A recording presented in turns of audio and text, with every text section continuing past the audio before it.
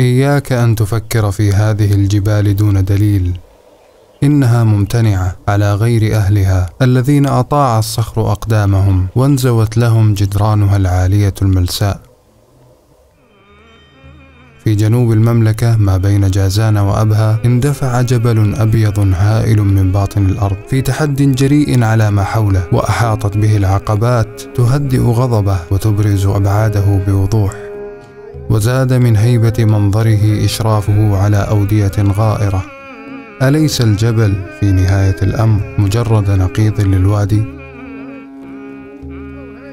والعرب تحديدا لا ينظرون إلى الوادي في علاقة مع الجبل، أو بتعبير أدق حين يربط بينهما لا يستعمل لفظ الوادي، وإنما يتوسل بكلمة أخرى هي الشعب، وهي كلمة غنية الدلالة، إنها إحدى الكلمات الدالة على الجبل، إحدى كلماته وحده التي لا تنفصل البتة عن سياقها الجبلي.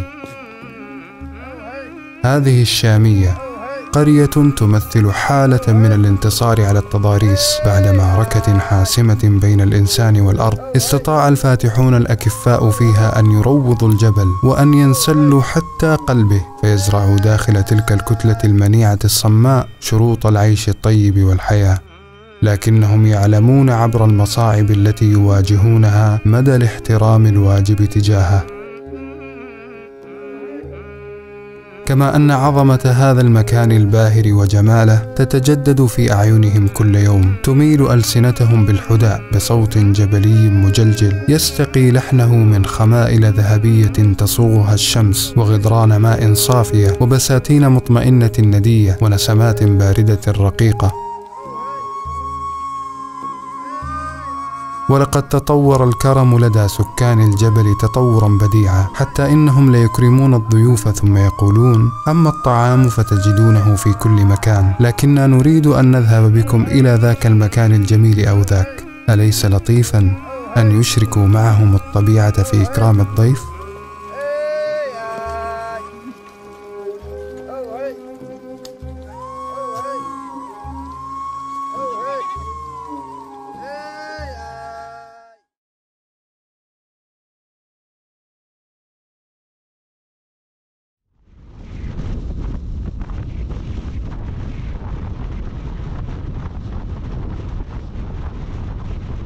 عليك الهوى جيت فايع من فراق الحبيبة ورزقت قلبي عز جوده وامانه. السلام هذا وانت عز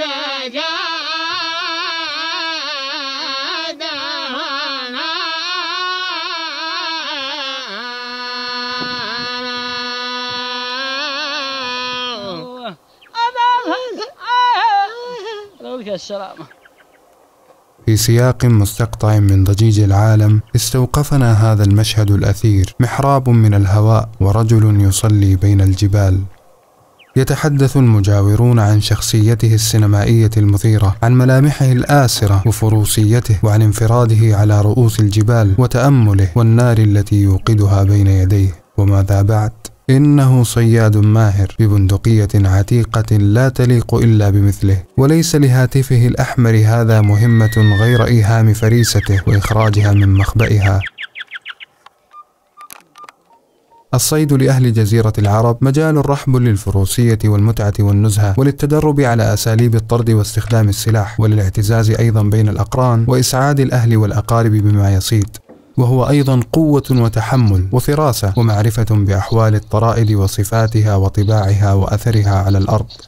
والعرب توارثوا عن أسلافهم خلائق نبيلة في ممارسة هذه الرياضة العربية الأصيلة، مثل أنهم لا يصيدون فريسة تلوذ بهم إحساسا بضعفها وقلة حيلتها أو من العطش أو من قسوة البرد، ولا يصيدونها في جحورها ولكن بالمطاردة والجهد، ولا يتعرضون الحاملة والمرضعة ولا المصابة ولا الطيور في أعشاشها أمام صغارها، ويعافون ما لا يستطيع أن يطير منها، ويتجنبون موارد المياه واستخدام السموم وتعدد الطلقات وغير ذلك مما لا يعطي الطريدة فرصة للخلوص والهرب. الرجال يقول بارد ما يدري أنا بيتي حر. إن هذه الأخلاقيات النبيلة لتفتح باب التساؤل عما آل إليه الحال من مخالفة القوانين والجشع والإسراف والإبادة وصيد ما لا يؤكل لحمه والقتل من أجل التفاخر الباطل والاستمتاع الدنيء، وكل ذلك مما حرمه الإسلام الذي جاء فتمم محاسن الأخلاق.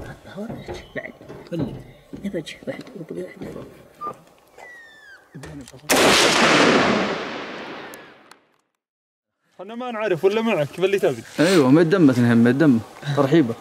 والله ما ادري انا ما افهم انا ادري ايش. عبدين اي والله ما افعل بدي تمام. ما ولا عبدي خلي كيف عودها شغال من هنا. يا مرحبا يا جمع من ضالي عداد ما لا فرق صيف فينا ها 1 2 جاهزين؟ معليش احنا ما عدنا لكم. يلا عد. 1 2 بسم الله. يا مرحبا يا جمع من ضالي عداد ما لا برق صيف فينا حياكم الله في مقدمكم وميصالي ونحن رحب ونعرف سلمنا ما نعيدها. 1 يا مرحبا يا جمع من ضالي عداد ما لا برق صيف فينا حياكم الله في مقدمكم وميصالي ونحن رحب ونعرف سلمنا ما الله يبيض وجهكم ويجزاكم خير. الله يسعد هالوجه. نبغاكم تضيفوا لنا ان شاء الله. الله يجزاك خير ويكرمك. شوف على قولتهم انتم وهالرجال واحد، الرجال ما قصر ومكرمين. يكفي ووفي. الله يجزاك خير. الله يكرمك. الله يغنيك من وصف. والله انك اكرمتنا. تقدر تسوقه؟ ها؟ تقدر تسوقه شيء؟ كم تحتاج؟ 4 بس. هذا الرياض. اي سوق. صور خليه مصور يلا امسكه بيتحداني يسوق الكيف. الريوس فوق ولا تحت؟ لا كذا عندك. اي ورا. جنبك هنا الرياض. حق 84. اي تحت يسار. عندك جاي.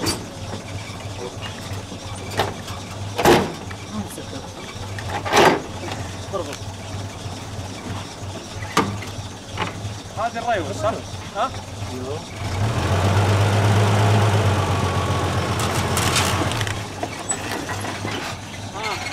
ارجع بالي. ايوه.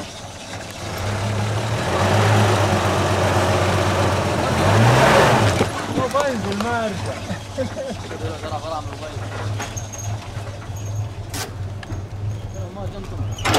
شكل بس. انت كذا ما شفت مره بتنزل. مالك عاد شوف الضغط. الواحد بس هذا ما يتحرك. يلا بسم الله. كود السدة. هلا شلون كفاك؟ ما شاء الله ما شاء الله. شوف السحاب ابراهيم. الله يجزاك خير ما قصرت.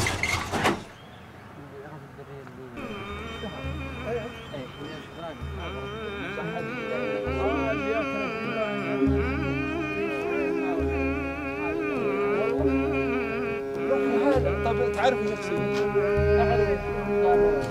يعني شفت مثل هذا والله ترى هذا بس هذا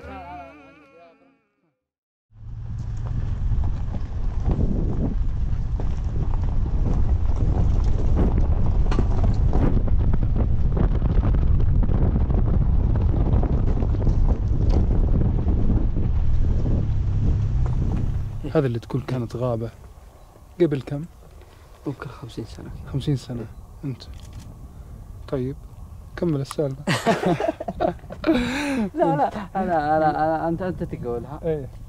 أنت حصلت من هالمنطقة وقال لك وأنت روح القصة. إيه ما عليك. إيه تكلم بس. إيه. سمعت يا شيخ صالح؟ وش القصة؟ يوم جيت المرة الماضية. إيه. يقول لك هذه كانت غابة قبل 50-60 سنة. كان اللي يجي معاه ثور يدخل فيها إذا ضيعوا ما يلقاه من كثافة الأشجار. سبحان حتى ناظر يا اخي هي مبين ان عماره كبيره اللي موجوده الان. اللي موجوده اشجار ماتت اكثر. شوف اللي مقصوصه هناك، شوف ايش كبر جذع. لا بس هذه مع الشروق كويس الصور هنا ايش صباح. الطريق من رخية مركز محافظة الريث إلى الشامية في أعلى الجبل مسيرة 3 إلى 4 ساعات، منها أجزاء وعرة لا تجوزها إلا بعض ذوات الدفع الرباعي، ويخيل إليك فيها أنك تائه أخطأت الطريق بين التشعبات، لا ترى سوى تشكيلات صخرية غريبة وآثار سيارات منقطعة تتشذر على الأرض حتى تنمحي. إن الكاميرات لا تستطيع نقل إحساس الطريق بجماله وصعوبته، ولا حدة انحناءاته ورهبتها لمن يمشي عليها أول مرة. الجزر ناصر يا إبراهيم. يلا والله الجزر ناصر. متى تتوقع اليوم ناصر؟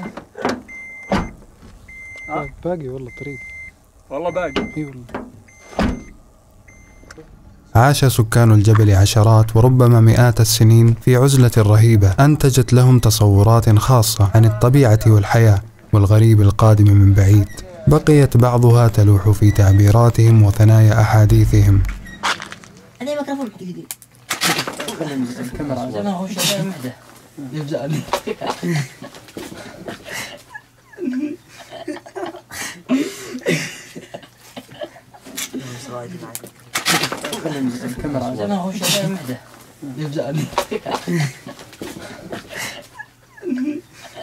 طيب أنا بسأل كل واحد فيكم سؤال وابغى كل واحد يجاوبني بجواب. تفضل. وش اللي مخليكم تسكنون في المكان الصعب هذا اللي ما توصل السيارات إلا بصعوبة؟ ليش متمسكين بالمكان؟ والله هذه ارفع صوتك بس يعني سكنوا يعني الآباء والأجداد هنا من قدام، سكننا معهم يعني ما قدرنا نغير عاداتنا والنعم والله. ما عليك زود والله. ويبدو أن العزوف عن الدراسة ظاهرة لا تزال باقية بين أبناء الجبل لدواعي الحرية وحاجة أهلهم لهم في الرعي والحرث. تركت المدرسة لكن كنت مشاغب، كل لي 4 سنة من تركت المدرسة، بعدين الحين جانا قال بعدين كلمت ما أبغى المدرسة، أبغى أتمشى وأبغى أحرث وأبغى كل شيء، ما أقدر أتحمل المدرسة، يزعلون المعلمين، بعدين ما أقدر أتزاعل مع المعلمين، ما أجلس داخل الفصل، أطلع برا وكل مكان، بعدين طلعت أروح البيت أطش الملابس والكتب وأروح أحرث وأبغى أي شيء كيفي، أروح بعدين أجي بكرة ما أعرف ولا شيء، يضربني وأشاغب وأطلع وأروح وكل شيء حتى قال ست بعدين تركت المدرسة، بشيل لي غنم وأجلس في الوادي الحالي وأروح أبيع وأشري زي المدرسة حتى أموت أنقضي. الله يطول عمرك ويرزقك. في إحصاء عام 13,400,000 كانت الأمية بالريث هي الأعلى في منطقة جازان وربما في المملكة بنسبة تقارب 70%. أبغى أدخل معي جوا. لكن هذه الأرقام تقلصت كثيرا بعد الجهود التي بذلتها المملكة العربية السعودية في إتاحة فرصة التعليم لكل أحد، فهناك مدرستان حكوميتان بعد كل هذا الطريق الشاق إلى الجبل يفد إليها المعلمون حتى من خارج المنطقة. في ابتدائي هنا في الشامية، متوسطة فوق في الرهوة يعني في القهر، والثانوي في المحافظة في الريث. أنا أخذها يعني هنا ابتدائي ومتوسطة، بعدين نزلت يعني سكنت هناك حتى خلصت ثانوي، باقي رجعت هنا. ثم رجعت هنا. الله. حياك الله يا حسن. الله يسلمك. شلونك طال؟ والله طيب. معلش ودي تقول اسمك. معك حسن يا حراثي. ونعم والله. ولا عليك زود. نعم. ولا عليك زود. حسن كم عمرك؟ والله تقريبا حوالي 12 كذا 13 22 عفوا 22. درست يا حسن؟ لا والله ما عندي سيارة ولا أعرف أسوق، أمشي أعود على الجبال، أنا متعود على الجبال من زمان لأني ما في ولد افتهامت ولا هناك بالحضارة ولا أي شيء، المكان زي البدو كله أطلع جبل أنزل الجبل الثاني. والله مشيت حوالي يوم ونص، لا والله ما نام ولا مشيت مرة وما نمت ولا كملت إلا هناك آخر شيء، وحافي بدون حذيان، ما عندي حذيان ما في، ما البس حذيان ولا البس أي حاجة. عشان يخف الصوت. الله. سلام ورحمة الله. تحالف مع رجل. ايوه ما افكر باي حاجه الا مكان الاب والجد بس. مصدر الاخبار الاول بالنسبه لك وش؟ الاخبار اي اخبار؟ عندك تويتر؟ تويتر والله ما اعرف تويتر لكن نت فيه. النتفي. الله. يعني تدخل تنزل شيلات، تسوي بحث، تنزل كل شيء، تنزل شيلات كل حاجة. أجل أنتم شغالين شيلات. أي والله. أزين شيلة وش؟ كل حاجة كل شيء. أزين شيلة وش؟ بنفصله. بنفصله اسمه؟ والله ما أعرف ولكن على اسمه كذا. بنفصله هذا شعر شعر. هذا السعودي الله. أول ما أرجع بدور وبسمع وأنا راجع في الطريق عشان أتذكر كلام. أي والله هذا صدق.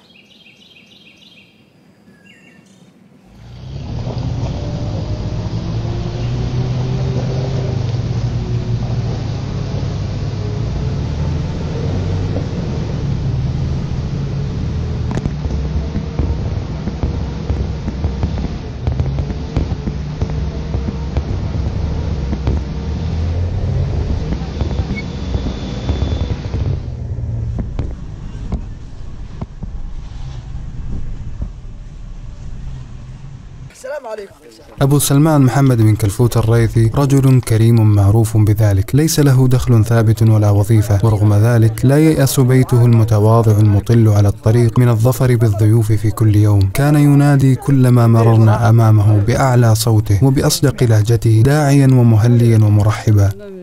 شوية ونرجع. أيوه. تعالوا أخي نتقهوى الحين ونسولف. الله يحفظكم. تفضل معنا.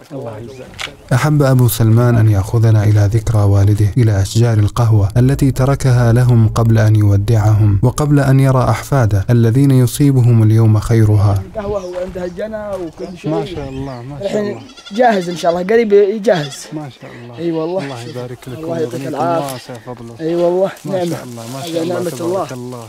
أيوة الله يزيدكم من نعمته. الله يجزاكم خير ويبارك لكم. اي والله. شوفوا الكبار هذا اي عمره اكثر من 70 سنه. ما شاء الله. والدي اللي زرعه. ما شاء الله. اي والله انا عمري ذا الحين حوالي 30. الله فوق يبارك لك في عمرك. الله يبارك لك. وعندي اخوان اللي اكبر مني قالوا ما جينا الا هو موجود. انا احسبك 17. لا والله حوالي 30 كذا. ما شاء الله ما شاء الله. الله. هذا ولدي سلمان. ما شاء الله والنعم بالشيخ سلمان والله. الله الله. وصاحبه هذا من جماعتنا وجارنا. هذا المكان الموقع يعني هذا من سنه بس. اذا جاء مطر ولا حاجه ينزل له الجبل. اي والله. هذا من سنه بس. حوالي والله. صغير والله. اي والله صغار. يطول ويطلع. لا والله يطلع. اي والله. هذا يعني بلدي ما هو بسيط. هذا البن. اي البن. اي والله. هذا من اطلق واجود انواع البن في منطقه جيزان والجنوب كامل. ما تحصله حتى يمكن في العالم يعني خفيف زيه وجودته عاليه. ما مرة. تستخدمون اي كيماويات ها؟ لا والله الا من مطر ما يجي من الله بس من السماء. اي بس. ولا نستخدم له شيء ولا سماد ولا حاجه ولا شيء. اي ما شاء الله. اي والله. هذا طبيعي وقهوته بعدين فنجانين 3 خلاص. كيف ما بعده. هذا نفس اللي في الداير؟ لا ما هو نفسه. هذا خولاني وهذا من زهوان. هذا قالوا بن زهوان. اللي بالداير خولاني. اي هذا خولاني. هذا اللي قالوا بن زهوان. هذا زهوان. هذا ما تحصلوه. ما تحصلوه. هذا نادرا. لكن هناك محامص وهنا يفحقونه. حطيت كيس هناك اول وطلعت منه 16 كيلو. ما شاء الله صافي. ما شاء الله. ويعني ما هو يعني كويس مره. في بعض المرات يجي كويس البن عندها قهوه صح. لا انا لك مني انا اللي بوصله. اذا الله كاتب لك رزق فيه. منك. ايوه تشوف انا اللي اوصله لك. بالرياض الحين صايرين هبه ذا الحركات. انا بوصل القهوه لهم. اسلم ابغى تشوف لك مني هذه. الله يبيض وجهك.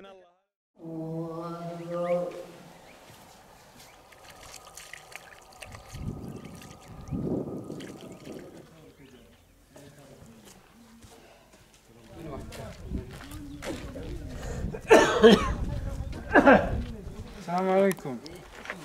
كيف حالك؟ السلام عليكم. كيف حالك؟ كيف حالك؟ وش اسمك؟ يحيى من؟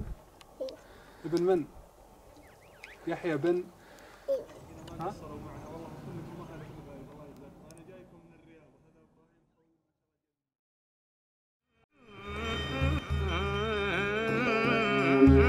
قليل سكان الجبل وما زالوا يقلون.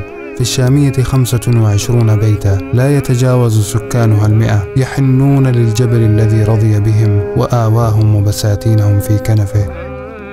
قصتهم جديرة اليوم بأن تروى قبل أن لا يكون هناك قصة، وقبل أن يصلها الطريق المعبد فتذوب معالمها ويتغير حال أهلها. الصمت في هذه الجبال محير، ليس خواء ولا غياب أصوات، ولكن قوة حاضرة تحيط بك تزيد التصاق روحك بجسدك وتضغط عليك من كل اتجاه. مكان يبخع النفس بالهيبة كأن عليه مسحة من غبار النجوم على الجبال التي ألفت مكانها لملايين السنين.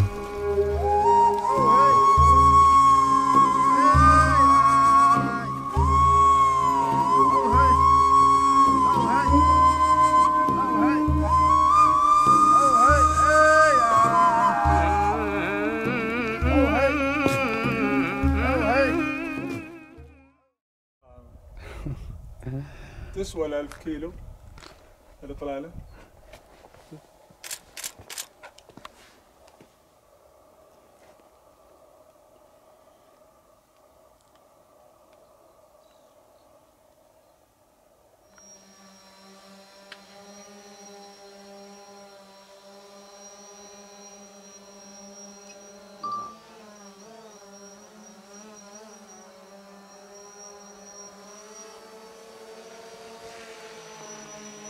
ما شاء الله عليك. أنا بس قربت هناك والله قلبي وقف هنا. ما شاء الله ما شاء الله.